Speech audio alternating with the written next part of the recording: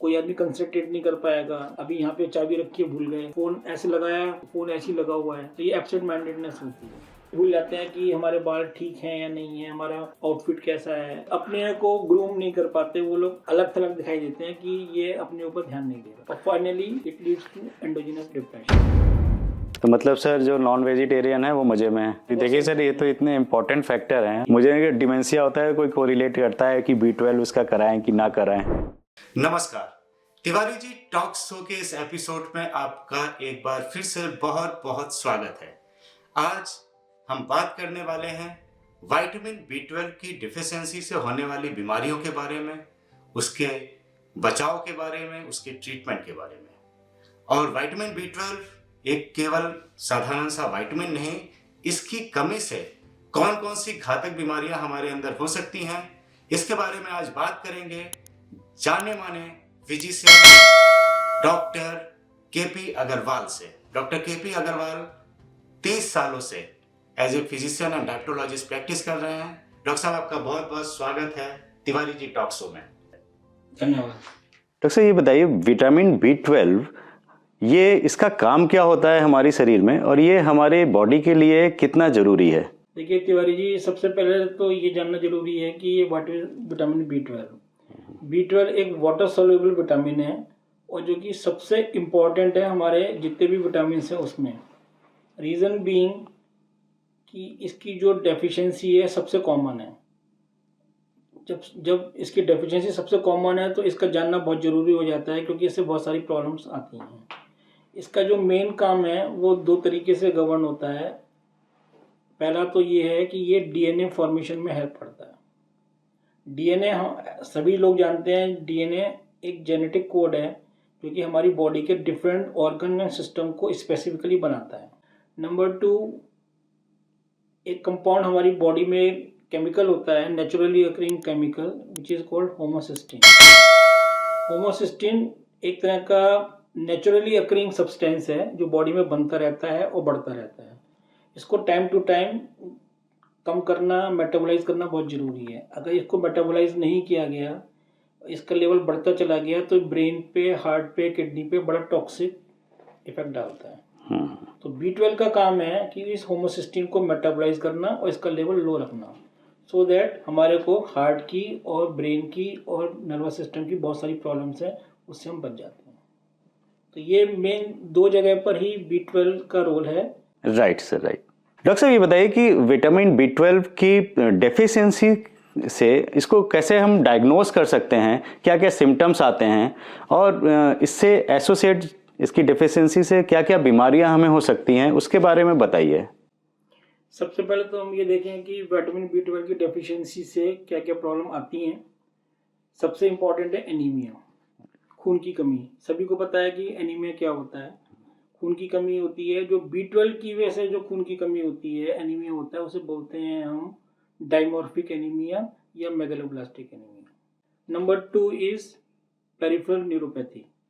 Peripheral neuropathy का मतलब है कि जो हमारी दूर की, जैसे एक सेंट्रल और पेरिफेरल होती हैं सड़कें, ऐसे हमारी बॉडी में दो पार्ट होते हैं नर्वस सिस्टम के, सेंट्रल एंड पेरिफेरल। सेंटर में आ गया हमारा brain and spinal cord, peripheral में आ गई सारी नर्व्स।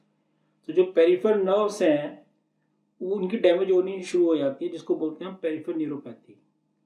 तीसरे नंबर पे अगर हम देखें कि सिम्टम्स एंड कॉजेज, तो आता है हमारा फॉरगेटफुलनेस या डिमेंशिया बोल सकते, डिमेंशिया। ओके।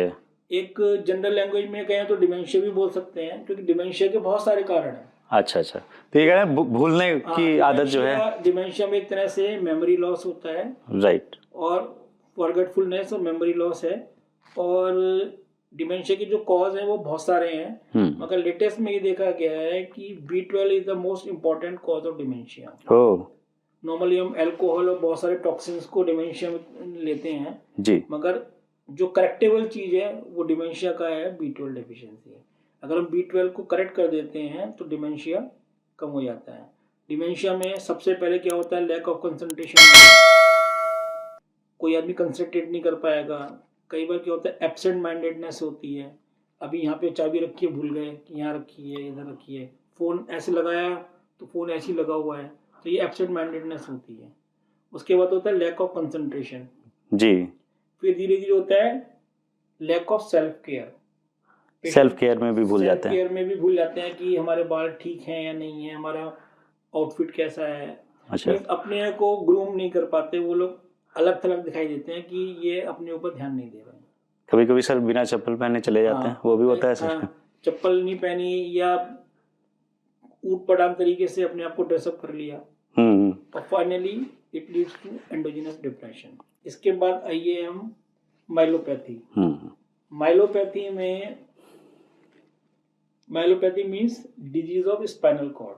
देखिए सर, ये तो इतने इम्पोर्टेंट फैक्टर हैं, और मुझे डिमेंशिया होता है, कोई कोरिलेट करता है कि B12 उसका कराएं कि ना कराएं। डॉक्टर साहब, स्ट्रोक को भी कहीं ना कहीं विटामिन B12 की डेफिशिएंसी से कोरिलेट करते हैं। मैंने कहीं पढ़ा था कि यंगर पेशेंट्स में स्ट्रोक बहुत ज़्यादा इंक्रीज़ कर रहा है पिछले 10-15 सालों में, और कई बार पेशेंट्स नॉन डायबिटिक होता है, नॉन हाइपरटेंसिव है, कोई उसको बीमारी नहीं है, फिर भी स्ट्रोक हो रहा है।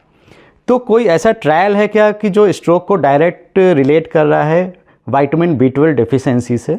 बहुत सारी सेवरल स्टडीज कलेक्टिवली शो करती हैं कि इस तरह के पेशेंट्स में B12 की कमी होती है। B12 की कमी होने की वजह से, जैसे मैंने पहले भी आपको बताया, होमोसिस्टिन लेवल ऊपर चला जाता है। It is stroke is because of elevated और increase homocysteine level. Homocysteine level को B12 मेटाबोलाइज करके कम कर देता है। अगर B12 नहीं है तो होमोसिस्टिन लेवल बढ़ेगा, स्ट्रोक का चांस बढ़ जाएगा, भले ही उसको डायबिटीज है या नहीं है, या कोई भी और रिस्क फैक्टर है या नहीं है। तो homocysteine level is independent of other risk factors. Okay, उससे डिफिशिएंसी आपकी होगी। सर, वैसे ये इसकी कमी के क्या क्या रीजंस हैं, क्या कारण हैं इसकी कमी होने के, वो बताइए सर, कैसे होती है कमी? देखिए, विटामिन B12 की कमी के कारण को अगर हम डिवाइड करें तो दो तरीके से डिवाइड होता है। सबसे पहले तो आपकी डाइट में विटामिन B12 कम है तो उसका एब्जॉर्प्शन कम होगा। एक चीज़ यहाँ पे बतानी है सबसे आवश्यक है कि प्लांट ओरिजिन के किसी भी पदार्थ में, किसी भी चीज़ के अंदर विटामिन B12 नहीं पाया जाता। विटामिन B12 जो है एनिमल ओरिजिन के सोर्सेज से ही पाया जाता है, जैसे मीट, फिश, एग, मिल्क और मिल्क प्रोडक्ट्स। तो जो पॉपुलेशन वीगन डाइट पे रहती है, जो लोग दूध भी नहीं लेते हैं, तो उनके अंदर B12 की डेफिशिएंसी ज़्यादा होने के चांसेस होते हैं। और जो लोग प्योरली वेजिटेरियन हैं उनके अंदर भी विटामिन B12 एब्जॉर्ब नहीं हो पाता क्योंकि उनकी डाइट में B12 नहीं होता। तो वेजिटेरियन पीपल के अंदर और वीगन डाइट के पेशेंट्स के, वीगन डाइट पे जो भी पर्सन है, उन लोगों के अंदर B12 की डेफिशिएंसी होने के चांसेस ज़्यादा होते हैं। तो मतलब सर, जो नॉन वेजिटेरियन है वो मजे में है, पापी मजे में है सारे। मजे में है। इसका तरीका यही है कि जो लोग वीगन डाइट पे हैं, जो वेजिटेरियन डाइट पे हैं, तो आजकल जिस तरह के प्रोडक्ट्स आ गए हैं, they are fortified with vitamin B12। जैसे पुराने ज़माने में आयोडीन डेफिशिएंसी होती थी तो गोइटर हो जाता था, तो यह विटामिन D को हम सप्लीमेंट करते हैं। इसी तरीके से हम जितने भी वीगन डाइट के जो पेशेंट्स हैं उनके लिए जो डाइट आती है, या जो नॉर्मल प्योर वेजिटेरियन लोग हैं उनके लिए फोर्टिफाइड प्रोडक्ट्स आते हैं। ओके। जिसके थ्रू वो अपने B12 को डराइव कर सकते हैं। और जो नॉन वेजिटेरियन है वो तो मीट, मछली, एग सबसे उनको मिल रहा है, मिल ही रहा है नॉन वेजिटेरियन को। सर, अगर किसी पेशेंट्स को और मेडिकेशंस चल रहा है, मान लीजिए कि कोई डायबिटिक पेशेंट्स है और उसको बहुत से ड्रग्स चलते हैं, तो क्या एब्जॉर्प्शन उससे भी कुछ असर पड़ता है इसका? जी हाँ, वैसे तो बहुत सारी ड्रग्स हैं जिसकी वजह से B12 का एब्जॉर्प्शन इंटरफेयर होता है, पर सबसे कॉमन इज मेटफॉर्मिन। मेटफॉर्मिन एक ड्रग है जो कि डायबिटीज के पेशेंट्स में यूज होती है, and this is first line of drug. जो भी पेशेंट डायबिटीज का होगा सबसे पहले उसको मेटफॉर्मिन ही दी जाएगी अगर उसको टाइप 2 डायबिटीज है। टाइप 1 के पेशेंट तो इंसुलिन पे रहते हैं, और जो टाइप 2 के पेशेंट्स हैं वो मेटफॉर्मिन पे रहते हैं, और मेटफॉर्मिन की वजह से B12 का इंटरफेयर होता है, वो एब्जॉर्ब नहीं हो पाता, पूरी तरह से मेटाबोलाइज नहीं हो पाता। राइट। तो सर, जो डायबिटिक पेशेंट हैं उसमें मोस्टली पेशेंट्स को मेटफॉर्मिन चलता है, तो उन पेशेंट्स पे आप लोग एडिशनल देते हैं Yes. B12? उसके अंदर हम लोग एडिशनल B12 देते हैं। और दूसरी चीज़ क्या है कि जितने भी डायबिटिक पेशेंट्स होते हैं उनके अंदर हाई शुगर की वजह से पेरिफेरल न्यूरोपैथी ऑलरेडी स्टेब्लिश जल्दी हो जाती है, तो उनके लिए भी हमको B12 देना है। और बाकी जो मेटफॉर्मिन की वजह से भी जो कमी आ रही है उसकी वजह से भी हमको देना है। तो दोनों की वजह से हमको सप्लीमेंट करना पड़ता है। एक चीज़ और इम्पोर्टेंट है कि कई बार क्या होता है कि हमारा इंट्रिंसिक फैक्टर भी ठीक है, डाइट भी ठीक है, प्रोटीन भी आ रहा है, सब कुछ आ रहा है, तब भी हमारी B12 की कमी है। उसका रीज़न क्या होता है कि इंट्रिंसिक फैक्टर से कंबाइन करके B12 नीचे तो आ गया टर्मिनल आइलियम में, मगर टर्मिनल आइलियम में वो एब्जॉर्ब नहीं हो पाया। ट्रांसपोर्ट तो हो गया, एब्जॉर्ब नहीं हो पाया। क्यों? क्योंकि वहाँ पे बहुत सारी इन्फ्लेमेटरी डिजीज हैं, जैसे क्रोन्स डिजीज है, वो बहुत ज़्यादा आजकल चल रही है। क्रोन्स डिजीज है, बहुत से और ऑटोइम्यून डिजीज हैं, जिसमें कि उसका जो ब्रश बॉर्डर है जो एब्जॉर्ब करता है वो पूरा डैमेज हो जाता है। तो इसी के ऊपर सारा ट्रीटमेंट डिपेंडेंट है। ओके सर, अब ये बताइए कि B12 डेफिशिएंसी का ट्रीटमेंट क्या है, इसका कैसे इलाज कर सकते हैं? देखिए, B12 की डेफिशिएंसी का जो ट्रीटमेंट है बहुत ही सिंपल है।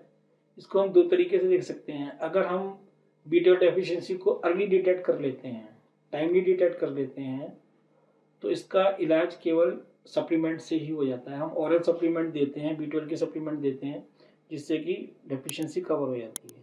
बट अगर इसका डिटेक्शन लेट है या किसी को इस तरह की कोई बीमारी है, ऑटोइम्यून डिजीज है, मल्टीपल स्क्लेरोसिस है, थायराइड है, या अल्कोहल का बहुत ज़्यादा इंटेक है, या कोई उसकी बाईपास सर्जरी हुई है, गैस्ट्रिक बाईपास हुआ है, तो उसमें उस ऑरल थेरेपी से काम नहीं चलेगा।